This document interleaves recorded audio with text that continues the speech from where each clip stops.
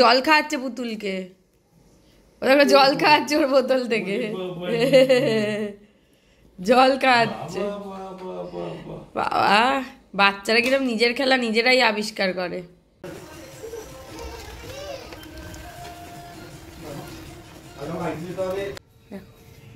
সুকৃতি একটু কাজ করছিল ওই ডায়েরি নিয়ে, এসে কি কান্না। ওই দেখো দেখো দেখো দেখো দেখো না। যাই আমি চানে যাই, মাম্মা তুমি খেলো, হ্যাঁ তুমি লেখাপড়া করো, লেখাপড়া করো। Hello everyone, welcome back to the channel, welcome to new blog. তো আজকে জম্পেশ করে মাথায় তেল দিয়েছি, মানে আজকে দিইনি, কালকে রাতে দিয়েছিলাম শোয়ার আগে। তো আজকে শ্যাম্পু করে নিতে হবে।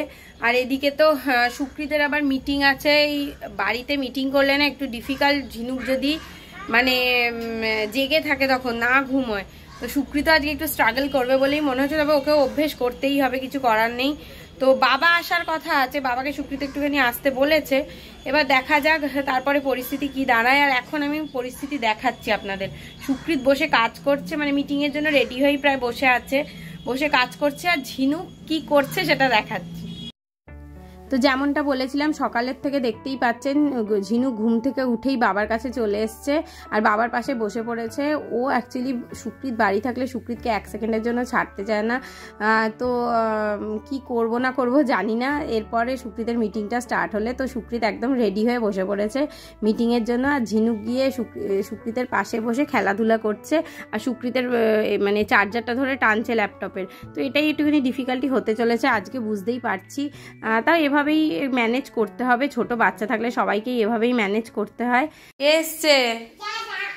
কে এসছে? দাদা এসছে। সকালে সকালে আমি বলছি দাদা কোথায়, বুঝলে, বলছে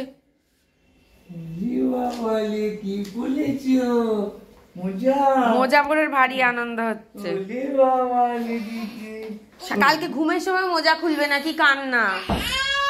কি সুন্দর লাগছে, কি সুন্দর লাগছে। কি চাট কেটে গেছে?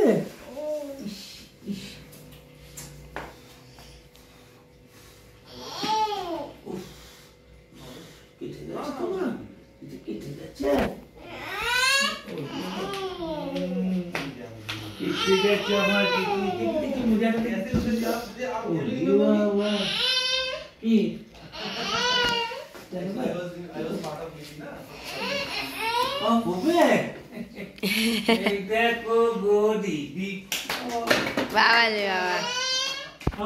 তোমাকে নিচে বসতে বলছে, তোমাকে নিচে বসতে বলছে। কোথায় যাচ্ছে? ওখানে ওমা ওইদিকে যেও না, ওদিকে যেও না, চলে এসো, বাবার মিটিং চলবে। কি হলো, ওটা ফেলে দিলে কেন মা? কি কি দাদাকে নিচে বসিয়ে তুমি ওপরে বসে গেছো? দাদাকে মেঝেতে বসিয়ে তুমি ওপরে বসে গেছো? তুমি দাদার পাশে বসো।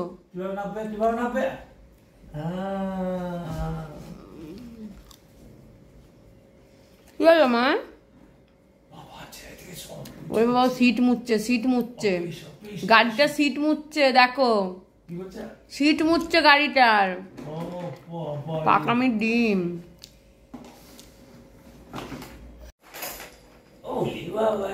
দুটো পুতুল নিয়ে খুব ব্যস্ত, তাই দুটো পুতুল ওর খুব পছন্দের।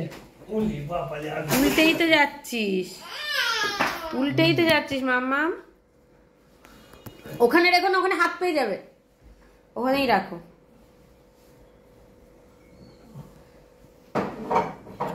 মাম্মাটা কি হলো? পুতুলের ওপর বসে পড়ছিস, পুতুল পটকে যাবে, পড়ে যাবি, তুইও পড়ে যাবি, পড়ে যাবি মাম্মা। পুতুলকে একটু ঘুম পাড়িয়ে দাও মা। ওদেরকে জল খাওয়াচ্ছে পুতুলকে, ওদেরকে জল খাওয়াচ্ছে ওর বোতল থেকে, জল খাওয়াচ্ছে। বাবা, বাচ্চারা কিরকম নিজের খেলা নিজেরাই আবিষ্কার করে। লাগিয়ে দিতে বলছে।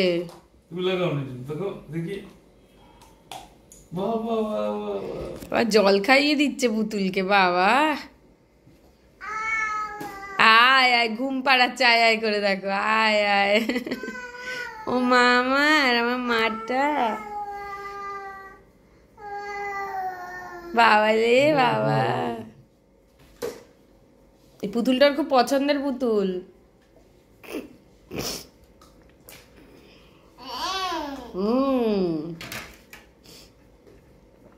হয়েছে, অনেক খাইয়েছো, হয়েছে। ওই নিপুলটা আমাকে আবার স্টেরিলাইজ করতে হবে, হয়েছে।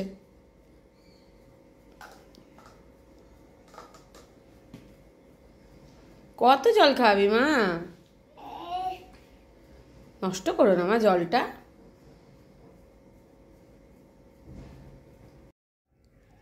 তো এই তরকাটা না আমাকে আজকে একটুখানি মেরামত করতে হবে, কারণ তরকাটাতে মশলা টশলাগুলো খুব কম হয়েছে। আমি জানি না, রান্না দিদি মনে হয় ঠিক বুঝতে পারেনি, সেই জন্য একটু মশলা টশলাগুলো কম হয়েছে বলে আমাকে এই তরকাটা একটুখানি মেরামত করার প্রয়োজন হয়েছে। বলুন আমি রান্না কি করে করবো? মাম্মা মাম্মা করতে করতে কোলে চলে এলো ছোট্ট মামাইটা, গুট্টু মামাইটা। একটু আদর করে দাও।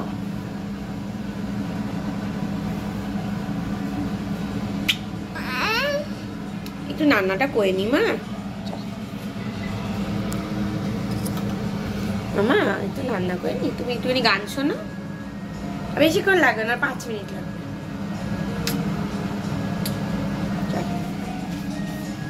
চল। তো তরকা রান্না করার জন্য প্রথমে তেলের মধ্যে সর্ষের তেলই নিয়েছি। সর্ষের তেলের মধ্যে এই পেঁয়াজটা দিয়ে দিলাম, আর একটুখানি লঙ্কা কুচো করে দিয়ে দিলাম। মশলাগুলো যাতে একটুখানি পারফেক্ট হয় সেই জন্যই এটা। পেঁয়াজটা ভাজা ভাজা হয়ে গেছে। তো পেঁয়াজটা ভাজা ভাজা হয়ে গেলে এর মধ্যে আমি যে তরকাটা আগে রান্না করা ছিল সেই তরকাটা দিয়ে দিলাম। এরপর তরকাটা এই ফ্রাইং প্যানের মধ্যে একটু ভালো করে নাড়াচাড়া করে নিচ্ছি।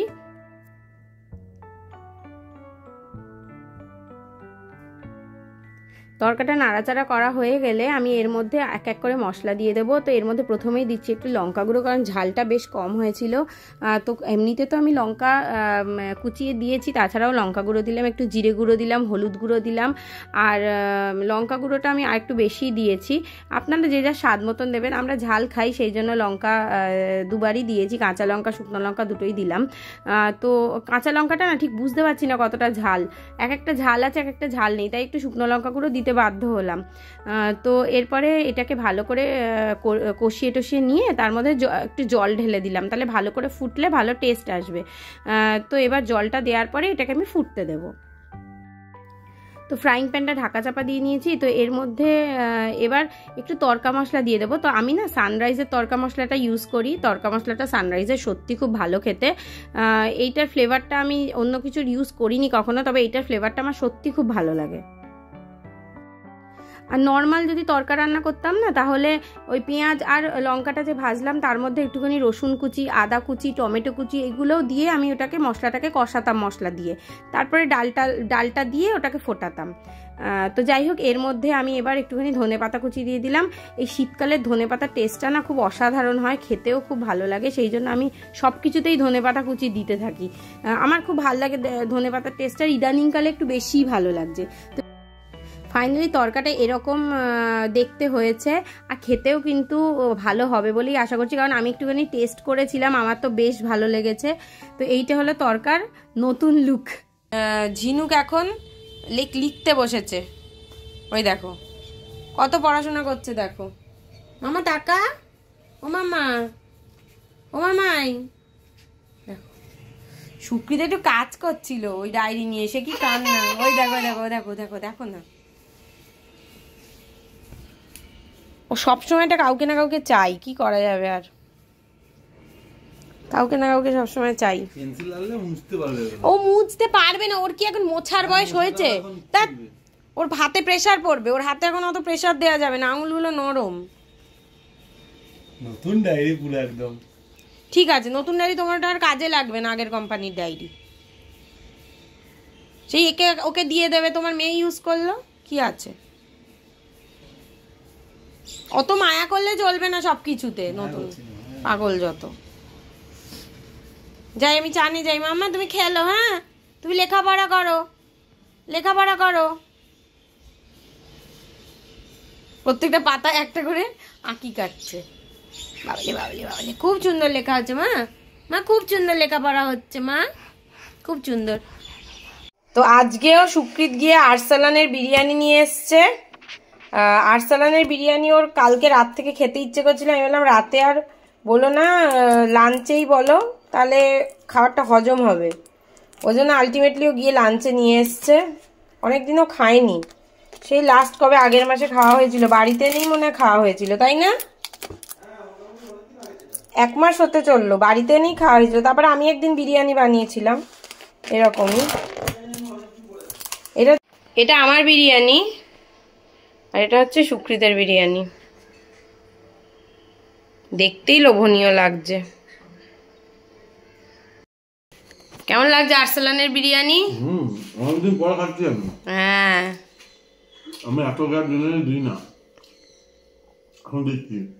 এই রায়তা করেছি, এই যে স্যালাডও নিয়ে নিয়েছি। এটা আমার বিরিয়ানি। রায়তাটা মাছ, রায়তাটা খেতে খুব ভাল লাগে বিরিয়ানির সাথে। বাইরে রায়তা করে ভালো লাগে না। ও আগে রায়তা খেতেই চাইতো না। আমি বলছি একবার খেয়ে দেখো, তুমি যদি ভালো না লাগে তাহলে খেও না। তুমি ভালো করো তো, রায়তা ভালো হয়। তারপর থেকে বলছে যে রায়তা করো, খাবো। প্রত্যেকবারই আমাকে বলে রায়তা করো। এই বদমাসটা এত বদমাস, এই র্যাশ ক্রিমের ঢাকনাটাকে আমি যতই টাইট করে লাগিয়ে দিই ও ঠিক খুলে ফেলছে কি করে আমি বুঝতে পারছি না। এই ঘুম পাড়াতে নিয়ে এসেছি, ওর প্যাম্পাসটা চেঞ্জ করলাম।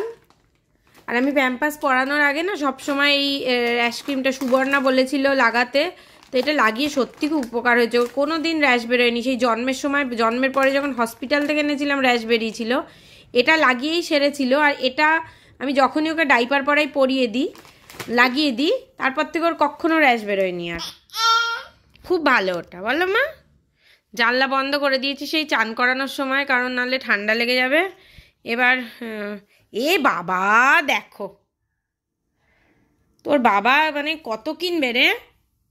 হ্যাঁ, দেখতেই পেলেন, এইটা ওর হাতের কাছে যেই রেখেছি ও কিরকম বের করে ফেলে দিলে। এখন আবার এই হিমালয়া টিস্যুর এখান থেকে, ওয়েট পাইপসের এখান থেকে ওয়াইপস বের করে মুছছে, যেটাকে ও মাখিয়েছে বিছানায়। মুছছে। বদমাস মেয়ে, বদমাস মেয়ে কই। এটা আর দেবো না তোমাকে, একদমই দেবো না।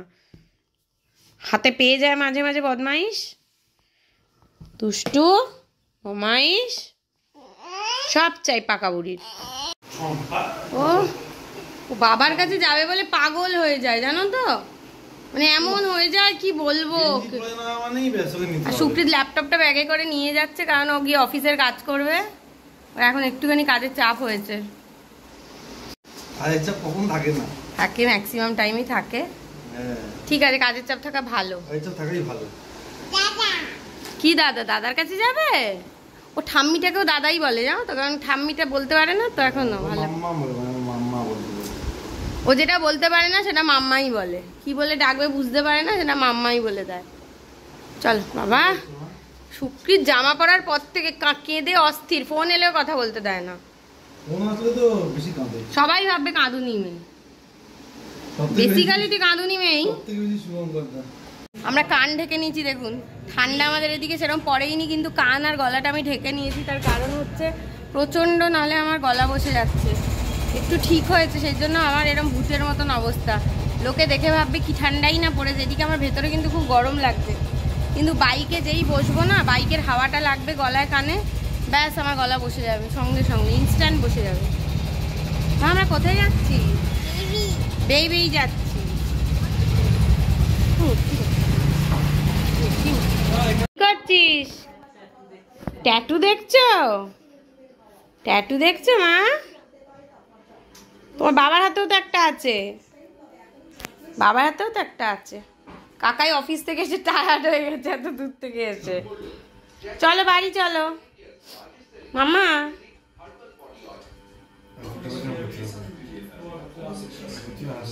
কি বাজি হয়েছে তুই জানিস না, ওই জিনিস আর নেই, ডেঞ্জারাস হয়ে গেছে একদম।